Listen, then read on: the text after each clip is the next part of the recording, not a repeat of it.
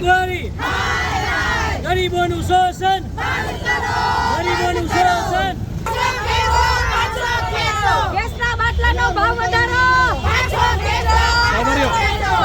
બાટલાનો ભાવ વધારો,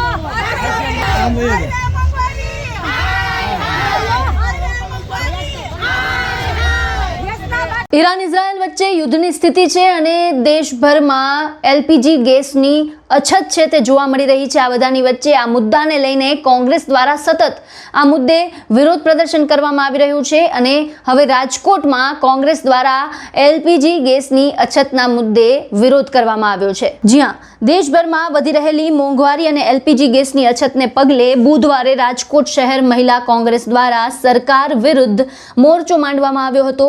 શહેરના ત્રિકોણબાગ ખાતે મહિલા કોંગ્રેસના પ્રમુખ દીપ્તિબેન સોલંકીની આગેવાનીમાં મોટી સંખ્યામાં મહિલા કાર્યકર્તાઓએ એકત્ર થઈ સૂત્રોચ્ચાર કરી વિરોધ પ્રદર્શન કર્યું હતું।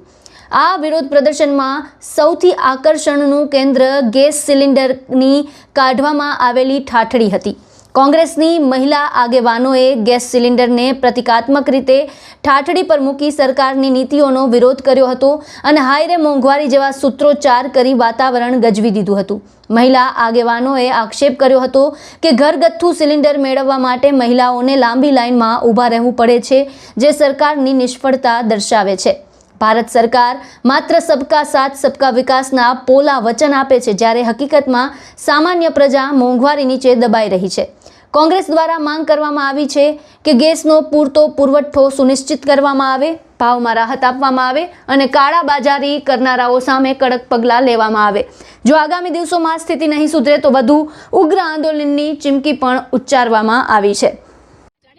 આજે હું દીપ્તિબેન સોલંકી, રાજકોટ શહેર મહિલા કોંગ્રેસ પ્રમુખ। આજે અમારી મહિલા કોંગ્રેસની ટીમ સાથે અમે ગેસના બાટલાનો જે ભાવ વધારો આવ્યો છે, જીવન જરૂરિયાતની ચીજ વસ્તુમાં તેલના ડબ્બામાં ને એમાં બધે જે કમરતોડ ભાવ વધારો આવ્યો છે, ત્યારે ગૃહિણીનું બજેટ ઘરનું ખોરવાઈ રહ્યું છે।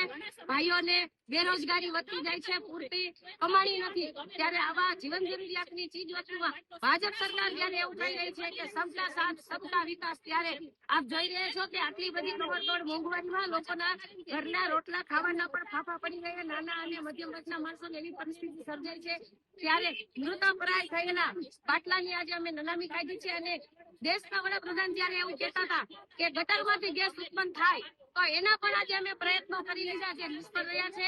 તો આપ પણ સમજી શકો છો કે ગટરમાંથી ક્યારે ગેસ ઉત્પન્ન ન થાય, તો દેશના વડાપ્રધાન પોતાની બુદ્ધિનું આવું પ્રદર્શન કરી રહ્યા છે, ત્યારે અમે એનો વિરોધ કરીએ છીએ અને આ ગેસના બાટલાનો, તેલના ડબ્બાનો ભાવ વધારો જે છે એ પાછો ખેંચાય એવો અમારી લાગણી છે।